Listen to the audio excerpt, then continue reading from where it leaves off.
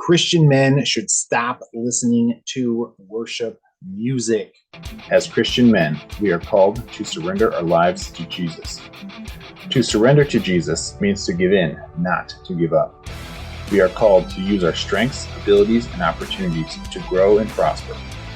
We are called to strengthen ourselves, our families, and our communities. We are called to be disciplined, courageous, and honorable. This is Surrendered Strength. What's up, men? Welcome back to another Surrendered podcast. I am your host, Nylan Lansing, and you're here because you're a Christian man and you feel stuck in a cycle of shame, guilt, doubt, lack of confidence. And this all stems from fear, ultimately. Stems from fear, fear of what people think of you, fear that you're not good enough, essentially all the lies that Satan tells us. And so you find yourself stuck in the cycle of pursuing and denying. You find yourself stuck in a atmosphere of creating and crashing, building and burning. That is, you pursue your dreams and then you deny yourself the joys of your fruit, the success that you've been able to get. And you create relationships only to watch them crash, and you build your body, your business, your finances, your kingdom, only to watch it all burn to the ground because you ultimately don't understand in the purpose of the glory that God is willing and has given you. You know, if you're experiencing success, but you're denying yourself the ability to truly experience it, God has blessed you. And if you've created relationships that you've found deep and meaningful, and you only, watch them crash because, you fear rejection or fear the imposter syndrome, again, you don't understand God's purpose and you are just out of tune with God. So this podcast is for men, Christian men who want to live in a way that honors and glorifies God and truly be in relationship with God. So if that's you, great. If that's not you, I guarantee you can get something out of this podcast. Stick around if you'd like. If not, that's up to you. But let's dive into today's topic. I am going to be shortening these up just because I'm running into some challenges putting them on the actual podcast platforms. So until I can get that figured out, these are going to be a little shorter. So little short sound bites, and we'll get in and get out and get the point across and move forward. So recently, this past week, I made a social media post, and if you are not already, you can follow on Instagram or Facebook, Surrendered Strength or Nylan Lansing. Again, Instagram or Facebook, you can follow along. And I made a post about, Christian men should stop listening to worship music. And this stems from me reading the book, No More Christian Nice Guys by Paul Coughlin, I think is the author. But in there, he talks about how Christian men are extremely or overly passive. And, as I went through the book, I realized that, this is true through and through. And I am a perfect example of this. I have been the epitome of a quote unquote Christian nice guy. And what I've realized is that this has gotten worse as I went back and, into the church, I got baptized 10 or 12 years ago now. And over that time, I, just increased in my niceness, which to most people that sounds, oh, that's a good thing. But realistically, it's not, because there's nothing nice about the Bible. There's nothing nice about Jesus. There's nothing nice about being nice. The um, the book talks about how nice is ultimately just ignorance. We are ignorant and we are unwilling to take a stand on anything. And as Christians, we are not called to be ignorant and we are not called to be unopinionated. We are called to take a stand on what is true and what is right. So, being a Christian nice guy, you can begin to see how it can impact us in a negative way.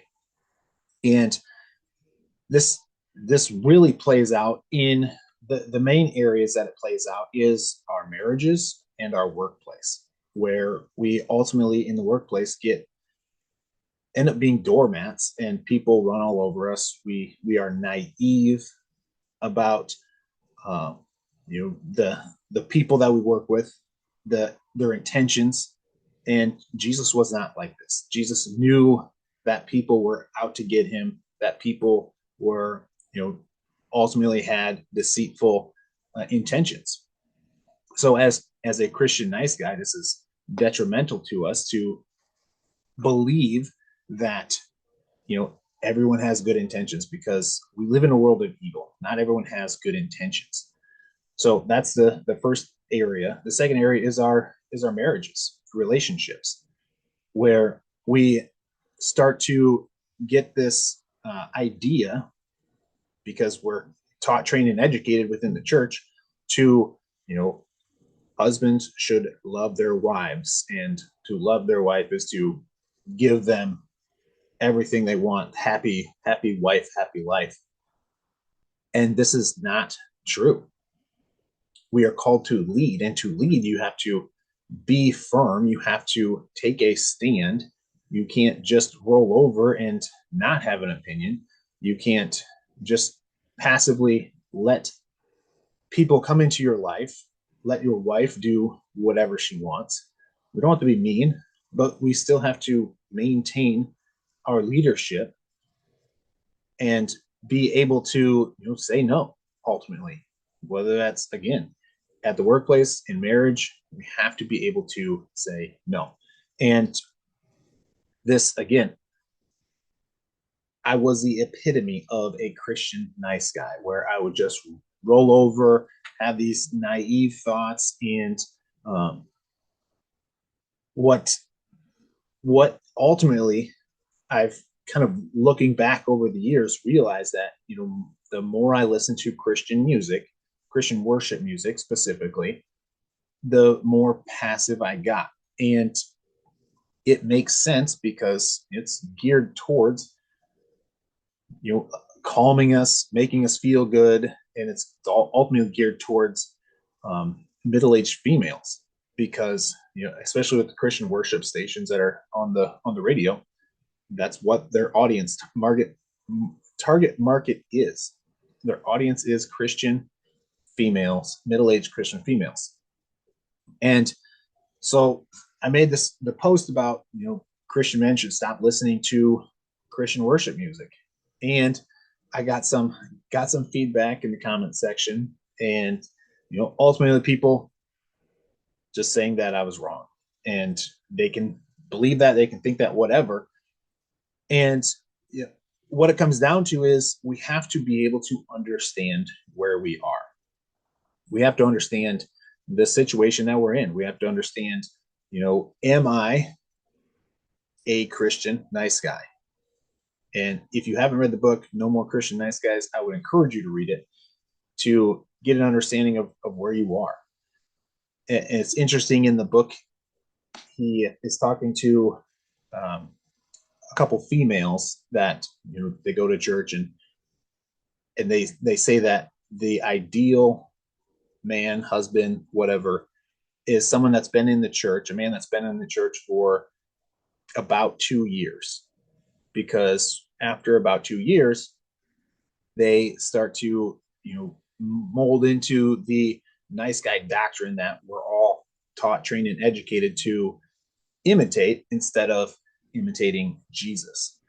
So we have to be careful. And again, this is what I realized over the last, 10, 10 or so years, as I, surrendered and got baptized, I realized that I was shifting into this Christian nice guy, and was ultimately the epitome of a Christian nice guy. So, does this mean we should never listen to Christian worship music? No, obviously. I'm not going to say never or always. And I would encourage everyone to be careful when someone does use the words never and always, because there's really hardly any time where it's a never or always situation. Now, for me, this is just an example of my own life. For me, I have stopped or limited the amount of Christian worship music that I'm listening to, and started listening to more Christian rock. In terms of examples would be Skillet, 1,000 Foot Crutch. I don't know if they're honestly Christian, but it's more similar. And ultimately, what that does for me is just fires me up and gets me to look in a different direction, or be able to build up the courage within me to actually take a stand. And this is a practice thing, just like having the courage to stand and to have an opinion and to be able to confront somebody. This is something that takes practice, especially when it comes to the workplace, when it comes to marriages, relationships. We have to build that courage up, and if we're not able to take a stand and stand in confrontation, it's going to be a rough road, because you're ultimately that Christian nice guy that I've been. So, am I saying we should never listen to Christian worship music as Christian men? No, but be aware there's situations where maybe it's not a good idea. I work in law enforcement, and it's not always a good idea to be listening to Christian worship music when I'm going into a situation or preparing for a situation. It's no different than when I was in high school or college playing football or wrestling. Was I listening to worship music before a football game or wrestling match? No, because I was getting myself psyched up, ready to go, to be more aggressive. There's times we have to be more assertive. I use the word aggressive, but that takes it too far. In the book, he talks about, there's passive, there's aggressive, and in the middle there's assertive. As Christian men, we need to be assertive, be able to have an opinion, be able to take a stand, be able to stand in confrontation. We don't want to be aggressive, because that's where we see people that are doing things out of anger, and ultimately they're walking either over the line of sin or on the line of sin with their aggression. We don't want to be that, obviously. We want to be assertive. We can be angry, but not sin. We can be assertive and not sin, but we have to imitate Jesus and be willing to take a stand and be willing to stand up for the truth. We bear witness to the truth. This is what we're called to do. So, men, I want to encourage you, be aware. Be aware about what you're putting in your, in your mind, in your heart, in your soul. There's times where Christian worship music is wonderful to calm you down, to just bring you some ease. But then there's times where maybe you need something more assertive, more something that's going to hype you up, psych you up for a situation.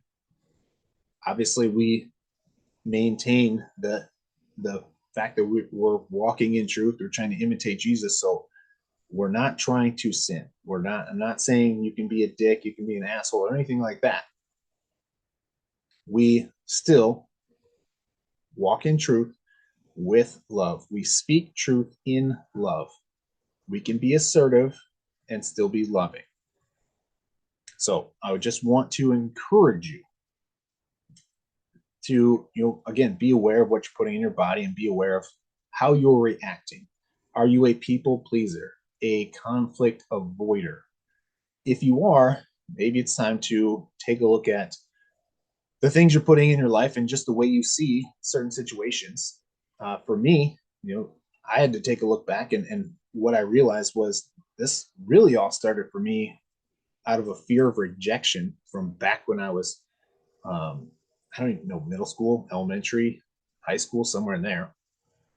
And so I've been working through that, trying to get all that out, and it takes time, but it is worth it, because as Christian men, we are not called to be passive. We are called to be assertive. We're called to have an opinion, to take a stand and bear witness to truth.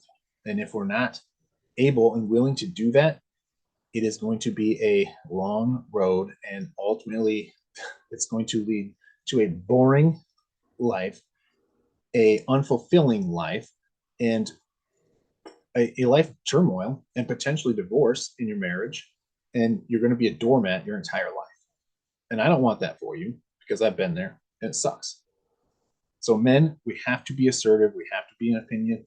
We have to have opinions and know when to assert ourselves.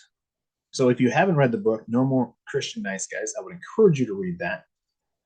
Outside of that, be aware of what you're listening to. And, if you strictly listen to Christian worship music like I used to, I would encourage you to change it up, whether it's soul, whether it's rock, something that just lights a fire in you, so you can feel again, so you can have that emotion again, instead of just being mellow and passive all the time.